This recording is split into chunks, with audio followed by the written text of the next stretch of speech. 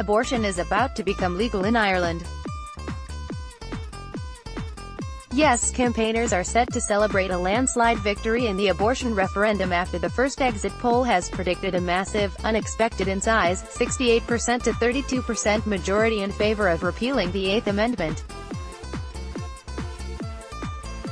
This was followed shortly after by another poll that predicted a 69% to 31% result. If the actual vote follows the preliminary predictions of the 4,000-strong Irish Times MRBI poll, Ireland's constitutional ban on abortion is now set to be removed from the constitution, paving the way for the government to legislate for abortion without specific intention up to 12 weeks. Activists from the Yes campaign, urging people to vote yes in the referendum to repeal the Eighth Amendment, pictured on May 24, 2018. Image, Getty. The trend in favour of a huge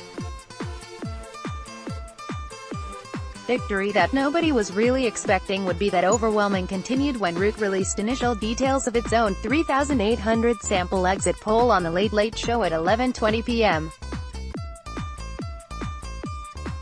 It too showed that the Yes campaign are readying themselves for a day of celebration rather than tense waiting to see if they have won the day. RTE's poll showed that the victory in favour of the Yes side is set to be 69 against 31, according to their projections. Members of the Yes during the launch of the official Together for Yes poster campaign Upper Mount Street, Dublin in April 2018. Image, Collins. Reaction from political parties in favour of repealing the Eighth was swift, with Social Democrats co-leader, Catherine Murphy, first to react publicly to the Irish Times poll results. Nicola Faraday with Framoy 4 months from Greystones casting vote at Kilgany National School, Co-Wicklow T. Image, Collins. The exit poll results are strongly indicating that voters have taken on board the clear message that the Eighth Amendment harms women and must be removed from our Constitution, Ms. Murphy said. While we await the counting of votes, we are very encouraged by these early signals showing that Irish people have understood the need to vote yes so that we can provide women with the healthcare they need in a compassionate, caring and medically safe system. Social Democrats, volunteers and activists who will be present in count centres around the country today are hopeful that these results signal that significant and positive changes within our grasp. On hearing the poll results, Sinn Féin leader, Mary Lou McDonald said, "Ireland is changing. People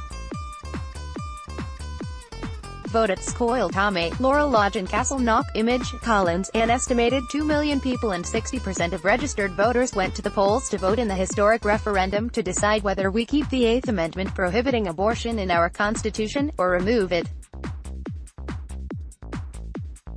Fine weather and a contentious issue that many wanted their say on meant that yesterday's turnout was one of the largest ever for a referendum, possibly equaling or even surpassing the massive turnout of just under 62% for the marriage equality referendum of 2015. As polling closed last night, some constituencies showed huge numbers coming out to vote.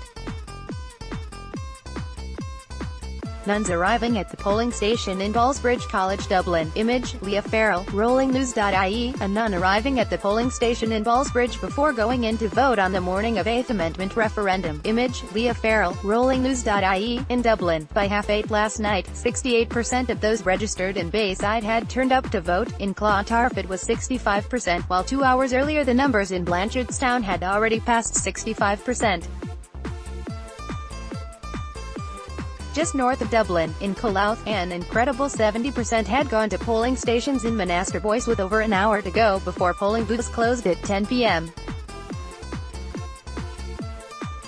Taoiseach Leo Varadkar pictured at Scoil Tomé, Laurel Lodge, Castleknock where he cast his vote. Image, Collins. President and Sabina Higgins cast their votes at St Mary's Hospital, Phoenix Park, Dublin. Image, Maxwell Photography. Down south, voting was brisk too. Across Cork City and County more than 55% of registered voters were out before 7:30 p.m., leaving 2.5 hours more for the figure to get closer to what is looking like a national average of 60%.